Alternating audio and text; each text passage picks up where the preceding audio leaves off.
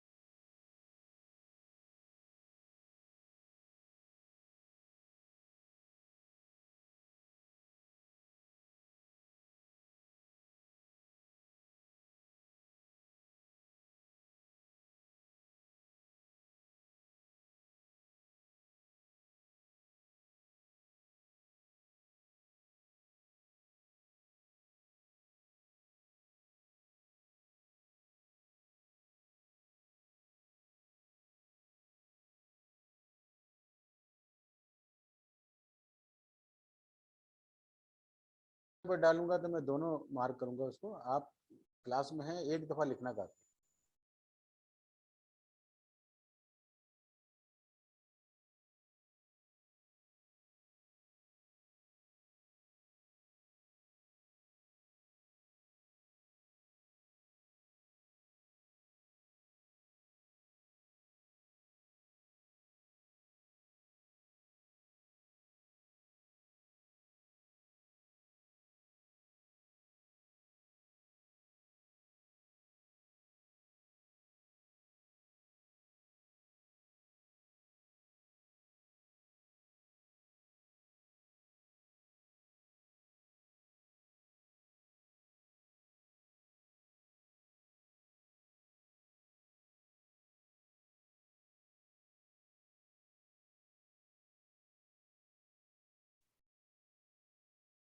जी, तो हम डिस्कस कर रहे थे इस रेफरेंस से। मैं इसको दोबारा से पहली लाइन से बताता हूँ कि हमारे पास पहला केस ये था कि हमारे पास डेट कोई नहीं था, और जब डेट नहीं था तो डेट इक्विटी रेशियो 0 था।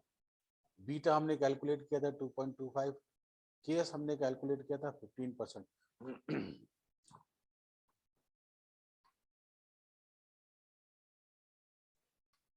देन अगर हम 250 का डेट ले लें, तो मैंने यहाँ करके बताया था कि 250 का डेट ले लें और इस डेट से हम शेयर्स वापस परचेज कर लें, तो हमारा जो कम्बिनेशन है वो 250 और 71750 ये कम्बिनेशन बन जाएगा। तो अगर हम यहाँ डेट और इक्विटी का रेशियो कैलकुलेट करें, ये बनता है 14.29। डेट और इक्विटी परसेंट में लगा दिया मैंने इसको गलती से, ये बनता है 1429। तो ये आप देख सकते हैं 142 ये आंसर आ गया। डेट और इक्विटी रेशियो।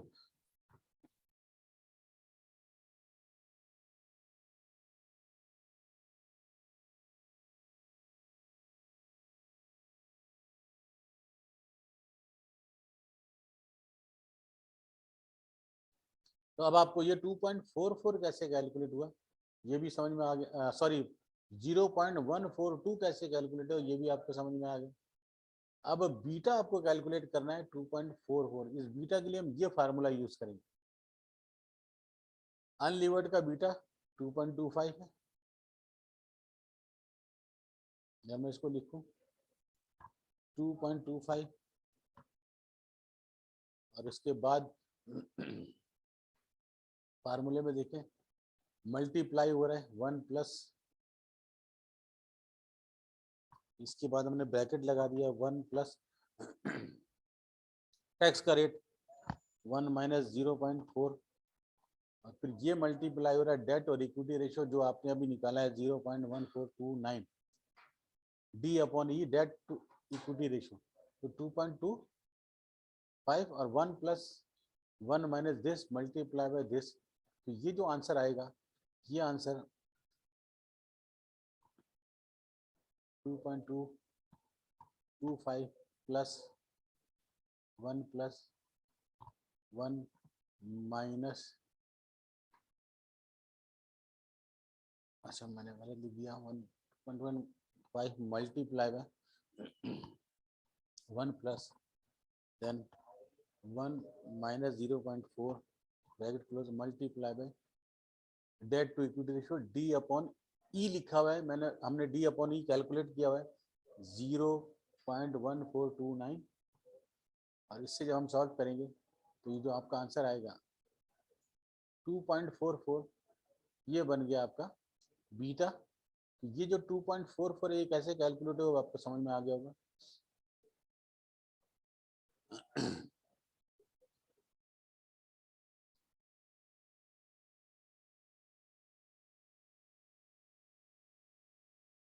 टू 2.44 आपका ये बीटा आ गया। ये आपको वैल्यू गिवन थी, हमने डेट और इक्विटी रेशियो कैलकुलेट किया, बीटा कैलकुलेट। जब केस कैलकुलेट कैसे होगा, तो केस के लिए हमारे पास CAPM की इक्वेशन मौजूद है, ये वाली। चेंज क्या आया कि KS इक्वल्स टू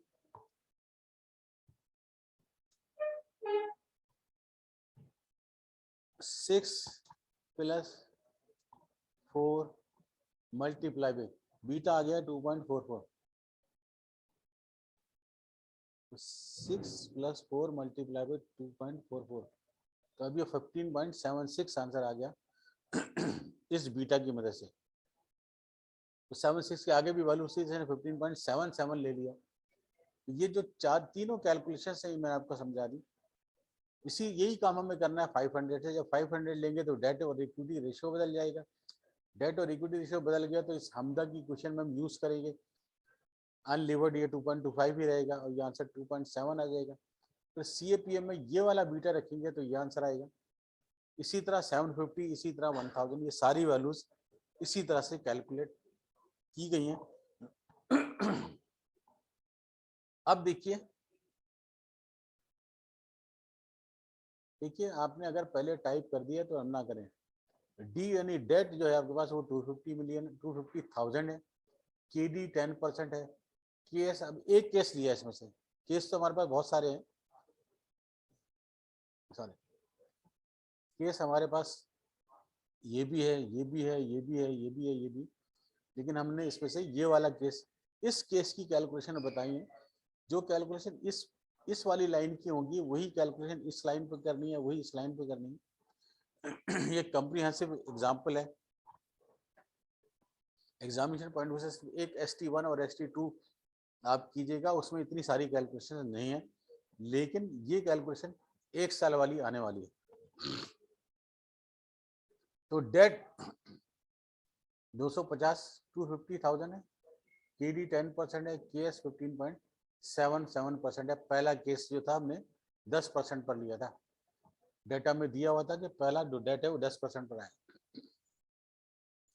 अब हम फार्मूला लिख, S का मतलब है value of the stock, value of the shares. S का मतलब है value of the share, value of the equity कह लीजिए, वैल्यू ऑफ द शेयर कह लीजिए। तो EBIT minus KD multiply by debt multiply, नहीं EBIT में अब इंटरेस्ट माइनस हो रहा है।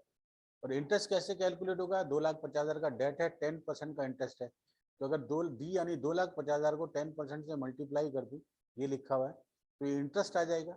EBIT में से इंटरेस्ट माइनस करें तो EBT होता है 1 माइनस T, तो आफ्टर टैक्स नेट इनकम आ गई।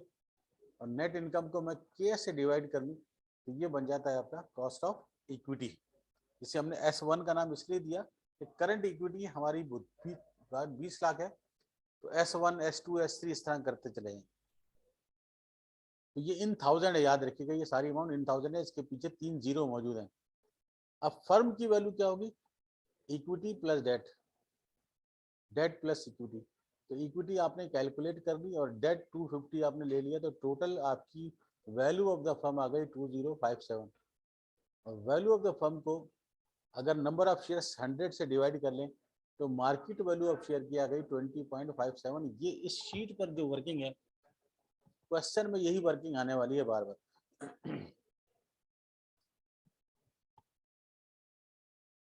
कितने शेयर दोबारा खरीदेंगे? मार्केट में शेयर अब बिक रहा है आपका 20 रुपये 57, 20 रुपीज 57 पैसे का। अब शेयर कितने आप मार्केट से उठा सकते हैं?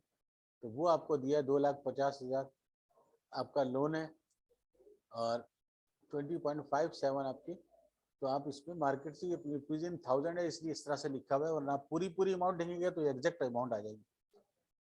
12.15 शेयर मार्केट से उठा रहे हैं, इसके पीछे 3 जीरो मौजूद है। तो अब पहले थे 100,000, उसमें से ये शेयर आपने उठा लिए, तो करंट जो अब शेयर आपका आउटस्टैंडिंग है मार्केट में वो 87.85 है। तो अगर आप इक्विटी की वैल्यू को डिवाइड कर लें 87.85 से, तो ये प्रूफ हो जाएगा कि आपका जो शेयर की प्राइस आपने ये निकाली थी वो टैली हो जाएगी। अब बाकी सब में यही काम करने के बाद जो समझना है आपने,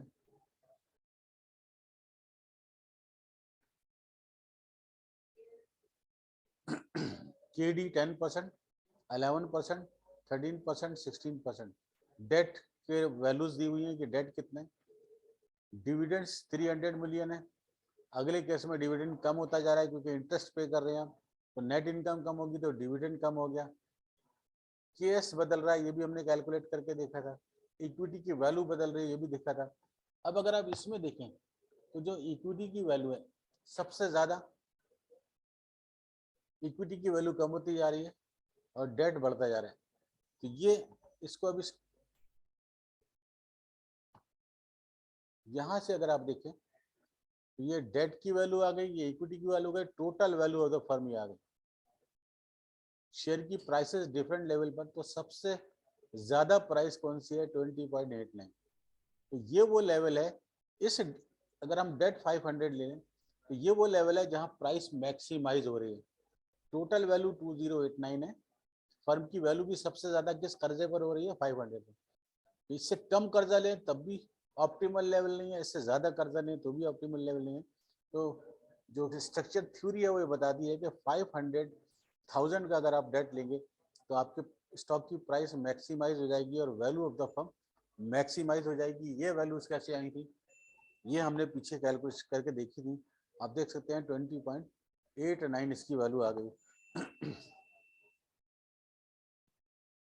अब मैं इसको यहीं पर छोड़ रहा हूँ, मैं सिर्फ एग्जाम्पल डिस्कस करूंगा, यहीं तक इसको आप डिस्कस कीजिए, आगे वाला छोड़ दीजिए। एक एग्जाम्पल मैं आपके साथ डिस्कस करने जा रहा हूँ विद सोल्यूशन है। इस चैप्टर से टोटल 1 और 2, नीचे क्या है उसको छोड़ दीजिएगा, जो सारी थ्योरी हो रही है सब छोड़ दीजिएगा, उसको इस सब को छोड़ दीजिएगा। अब सिर्फ 1 और 2 को प्रैक्टिस कीजिएगा एग्जामिनेशन पॉइंट ऑफ व्यू से। रिपीट कर रहा हूँ, बार बार नहीं बताऊंगा। एंड अगेन मैं अभी 1-2 दिन में पेपर पर काम करूंगा, तो ग्रुप में चूंकि आज आप लोग नहीं है तो मैं ग्रुप में आपके साथ इम्पोर्टेंट एरियाज शेयर कर लूँगा कि पेपर किस तरह से आने वाला है और कौन कौन से क्वेश्चन इंपॉर्टेंट है। क्वेश्चन में पढ़ रहा हूँ, द रॉजर कंपनी, ये ज्यादा आसान है, जो हमने एग्जाम्पल देखी थी वो थोड़ी फिर भी मुश्किल थी। The Roger company is currently in this situation, EBIT है 4 मिलियन, पहले हमें दी हुई थी उस क्वेश्चन में भी दी हुई थी, यहाँ EBIT 4 मिलियन है। टैक्स का रेट है 35%। डेट हमने 2 बिलियन लिया हुआ है, डेट 2 बिलियन ऑलरेडी मौजूद है।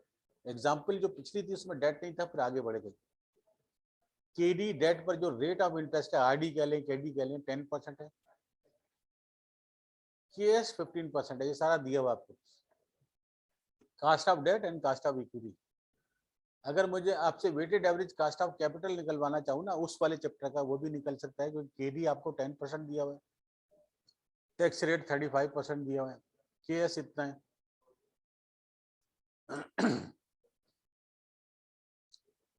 डेट 2 मिलियन है। अब आ जाइए शेयर ऑफ स्टॉक्स आउटस्टैंडिंग, तो एन जो है वो 600,000, नंबर ऑफ शेयर्स जो है वो 600,000 है। The firm's market is stable and is expected no growth. No growth का मतलब है, जीरो ग्रोथ का मतलब होता है कि सारा डिविडेंड जो है आपने पे कर दिया, तो जितनी इनकम है वो सारी पे हो गई, लिखा भी है, so all earnings are paid out of as dividend. अच्छी तरह प्रैक्टिस कीजिएगा ये 2 question. The debt of perpetual bond है, ये डेट भी वापस नहीं करेंगे, परपेचुअल बॉन्ड है। सबसे पहले इसका what is the total market value of the firm stock S, यहाँ स्टॉक के लिए एस यूज किया, एस लिख लें, ई लिख लें बाद में। एस कैलकुलेट करना है,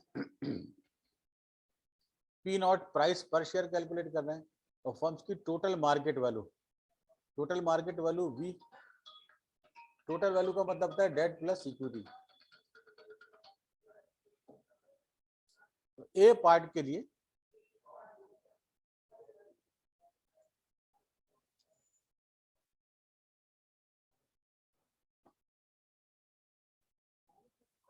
सोल्यूशन जिस पर लिखा हुआ है ना उस वाले पार्ट पे जाइएगा, कुछ ज्यादा शीटें बन गई, सोल्यूशन वाले पार्ट पे जाइएगा।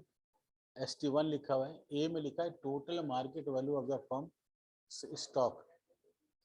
उसके लिए देखिए मैंने यहाँ डाटा लिख दिया है कि नेट इनकम किसके बराबर होती है, डिविडेंड के बराबर। इस केस में नेट इनकम किसके बराबर है, डिविडेंड के। एंड चूंकि डिविडेंड के बराबर, तो EBIT में से अगर KD यानी EBIT में से इंटरेस्ट को माइनस कर ले तो नेट इनकम बिफोर टैक्स आ जाएगी, और 1 माइनस टी कर दे तो नेट इनकम आफ्टर टैक्स आ जाएगी। तो जो नेट इनकम आफ्टर टैक्स आ रहा है वही डिविडेंड है। और ये फार्मूला हम पहले पढ़ चुके हैं, P not equals to D1 upon KS minus G. Growth rate 0 है, हम इस फार्मूले से कैलकुलेट नहीं कर रहे। एस कैलकुलेट करने के लिए हमारा फार्मूला है EBIT 1, चूंकि डिविडेंड क्या था, एक शेयर पर जब हम कैलकुलेट करते हैं, अच्छी तरह समझिएगा इस बात को, ये मैं इसको रेड कर रहा हूँ। अगर मैं एक शेयर का डिविडेंड रखूं तो पी नॉट आता है, अगर मैं टोटल डिविडेंड रख दूं इसकी जगह पर, टोटल डिविडेंड, तो टोटल वैल्यू आएगी। तो वो वाला काम हम कर रहे हैं, क्योंकि नेट इनकम डिविडेंड के बराबर है, तो हमने पहले नेट इनकम कैलकुलेट की, तो पहले अलग कैलकुलेट करके पुट कर दें, या फार्मूले में डायरेक्ट कैलकुलेट कर लें। EBIT earning before interest and taxes minus interest, ये आ गई EBT मल्टीप्लाई 1 माइनस टी, तो ये आ गया डिविडेंड। क्यों डिविडेंड है, क्योंकि नेट इनकम डिविडेंड के बराबर है। और उसको डिवाइड कर लिया के से, क्योंकि जी 0 है, तो केस माइनस जी हटा दें तो केस रह गया। तो इससे जो आंसर आया, ये सारी वैल्यूज पुट हो गई, ये लिखी हुई है, आंसर आया it is a value of equity. क्या है, वैल्यू ऑफ इक्विटी। अब आपको पी नॉट कैलकुलेट करना है, तो total value of the equity में से नंबर ऑफ शेयर से डिवाइड कर लीजिए, नंबर ऑफ शेयर से, तो ये आ गया 27.44 पर शेयर पी नॉट। तो डेट और इक्विटी दोनों को प्लस कर लें तो ये आ जाएगा value of the firm B. Dividend D से मुराद यहाँ डेट है, याद रखिएगा, डिविडेंड मुराद नहीं है, डेट प्लस एस यानी स्टॉक्स। तो डेट और स्टॉक को प्लस कर ले तो ये आपकी total value of the firm आ गई, यानी टोटल एसेट्स बराबर है 18.466 बिलियन। यकीन कीजिए ये जो 27.44 निकाला है, ये वही काम करा है जो हमने पहले किया था। तो डिविडेंड, टोटल डिविडेंड को केएस से डिवाइड कर लिया, ये आंसर आ गया। टोटल को नंबर ऑफ शेयर से डिवाइड कर लिए, पर शेयर आ गया। अगर मैं डिविडेंड इससे हट के बात कर रहा हूँ, अगर मैं टोटल डिविडेंड को नंबर ऑफ शेयर से डिवाइड करता तो डिविडेंड पर शेयर आ जाता, और डिविडेंड पर शेयर को इस फॉर्मूले रखता तब भी ये आंसर आने वाला है। तो वही चीज रिपीट हो रही है। अब आ जाइए बी पे लिखा है what is the firm's weighted average cost of capital. ये वैक आ गया जो हमने पहले भी पढ़ा है। तो अब आपके पास weighted average cost of capital का फार्मूला अगर आपको याद हो, WD multiply by KDBT 1 minus T plus WS multiply by KS। तो ये वही चीज लिखी हुई थी, यहाँ इस तरह लिखा है D अपॉन V का मतलब debt divide by value of the firm, तो ये WD आ जाएगा, और S अपॉन V का मतलब है WS। बात वही है। यहाँ क्या किया मैंने, 400,000, ये देखिए डेट की वैल्यू थी 400,000 माइनस, सॉरी वैक, ये इस तरह से निकला हुआ। वैक की कैलकुलेशन मैंने नहीं लिखी है, लेकिन इस फार्मूले में रखेंगे तो आ जाएगा। अब ये वेटेज कैसे आ रही है ये मैं बता देता हूँ। ये देखिए टोटल कितना है, टोटल 18.466, इसमें डेट कितना है 2 मिलियन, तो 2 मिलियन डिवाइड बाय दिस करेंगे तो WD होगा, और 16.164667 को 18 से डिवाइड करेंगे तो WS आ जाएगा। टैक्स का रेट आपको पता है 35% है, KS 15% है, KD 10% है, सारी वैल्यूज बोले हैं, तो ये फार्मूला यूज करें तो ये आंसर आ जाएगा। इसके बाद इन्होंने लिखा है the firm can increase its debt. Firm अभी पर डेट कितना है 2 million to a total of 10।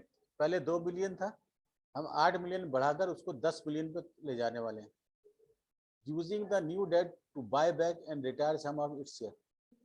और इन पैसों से हम क्या करेंगे, शेयर वापस ले लेंगे। Its interest rate on all debt will be 12%। नया इंटरेस्ट रेट तमाम कर्जे पर, पूरे 10 मिलियन पर। हम पुराने 8 मिलियन का कर्जा वापस, 10 मिलियन का नया कर्जा 12% पर ले रहे हैं, उसमें से 8 मिलियन ये वापस करेंगे, बाकी के शेयर खरीदेंगे। तो it have to call and refund the old debt and its cost of equity जो है वो अब 17% होगी। EBIT will remain constant should the firm change. ये काम करना चाहिए। तो अगर हमारे स्टॉक की प्राइस बढ़ रही है तो करना चाहिए, वरना नहीं करेंगे तो उसके लिए आपको फिर वही फार्मूला लगाना है, SI। ये जो S निकाला था, अब इसको मैंने यानी अगला मैं कैलकुलेट करता हूँ, इसको SI का नाम दे दिया। अब जो आपकी स्टॉक की वैल्यू आ रही है नए रेट के साथ, EBIT सेम रहेगी। नया कर्जा 10 मिलियन का, रेट ऑफ इंटरेस्ट 12% है, और केस चेंज हो गया तो नई वैल्यू आ गई आपके स्टॉक की 10,705,882। इसमें डेट को प्लस कर दिया तो आपकी total value of the firm आ गई। फिर आपने स्टॉक की प्राइस निकाली तो वो आ गई 13.18। यहाँ लिखा है ना V1/D0। तो नई वैल्यू में से पुराने कर्जा माइनस हो गया क्योंकि वापस कर दिया था, तो नई स्टॉक की वैल्यू आ गई 31। पहले वैल्यू थी 27। नया कर्जा लेने से स्टॉक की वैल्यू बढ़ रही है, बढ़कर 31.18 हो रही है। तो हम लिखेंगे thus the proposed capital structure change would increase the value of the firm and the price of stock। तो हमें ये काम करना चाहिए, इसका आंसर है ये। वैसे ही मैंने चेक करने के लिए लिखा है, आपका आंसर वहां कंप्लीट हो गया था। जो हमने पावर पॉइंट पे कैलकुलेशंस देखी थी, सेम कैलकुलेशन है उसी तरह से। एंड आखिरी ST2 में और डिस्कस कर लूँ, वो भी सिंपल है, वो ज़्यादा सिंपल है। ST2 कॉस्ट ऑफ इक्विटी निकालनी है, अनलीवर्ड बीटा निकालना है, न्यू बीटा और न्यू कॉस्ट ऑफ इक्विटी।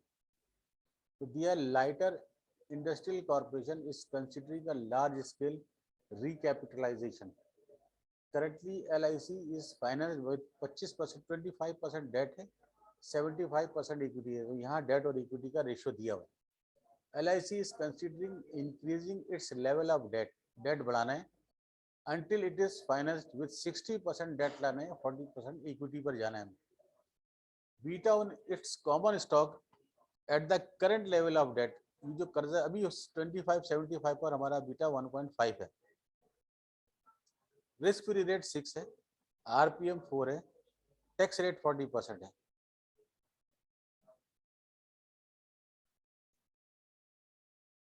तो KS equal to KRF plus RPM multiply by beta, वो आपको दिया हुआ है। तो ये हमने KS कैलकुलेट कर लिया।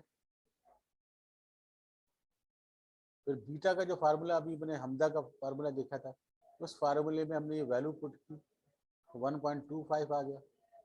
डेट और इक्विटी का रेशियो हमने यहाँ 25/75 रखा है। देखिए 25/75।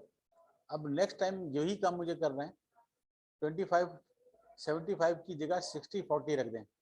जब 60/40 रखेंगे तो बीटा बदल जाएगा, क्योंकि रिस्क बढ़ गया, डेट बढ़ गया। तो जब ये आ गया तो इसको फिर न्यू केस, इस इक्वेशन में बीटा 1.5 की जगह 2.375 रख दें तो आपका आंसर आ जाता है 15.5%। तो ये छोटा सा सवाल है ST2, ST1 और ST2 की प्रैक्टिस कीजिएगा, बाकी सबको छोड़ दें, अच्छी तरह प्रैक्टिस कर दीजिए। And wish you good luck. And I hope कि सबने अटेंडेंस टाइप की हुई थी फर्स्ट सेशन में या सेकंड में या थर्ड में, किसी एक में करनी थी, काफ़ी है। अब मैं एंड कर रहा हूँ। और आज वैसे भी आपकी कम थी प्रेजेंट यहाँ पर, तो ये लेक्चर जो है इंशाल्लाह मैं इसका लिंक आपको प्रोवाइड कर दूंगा सुनने के लिए। ठीक है जी, तो आज के लिए इतना ही। बाकी जो कहना चाहिए कि इम्पोर्टेंट वगैरह तमाम चीज़ें हैं वो इंशाल्लाह मैं आपको 2-3 दिन में बताता हूँ। जब मैं पेपर पे काम कर रहा हूँ, अब आपकी क्लासेस खत्म हो गई, मैं डबल आपको पता है इधर भी उधर भी था, अब एक साइड से मैं फ्री हो गया हूँ, तब मैं पेपर पर काम करूँगा तो इंशाल्लाह आपको शेयर करता हूँ एंड अच्छा ही होगा। Thank you sir. ठीक है जी, एंड कर रहा हूँ meeting. Thank you sir. Thank you sir, खुदा हाफिज। खुदा बस हाफिज। पास कर दीजिएगा। क्या बात है। अल्लाह हाफिज। अल्लाह हाफिज। अल्लाह हाफिज सर। अल्लाह हाफिज।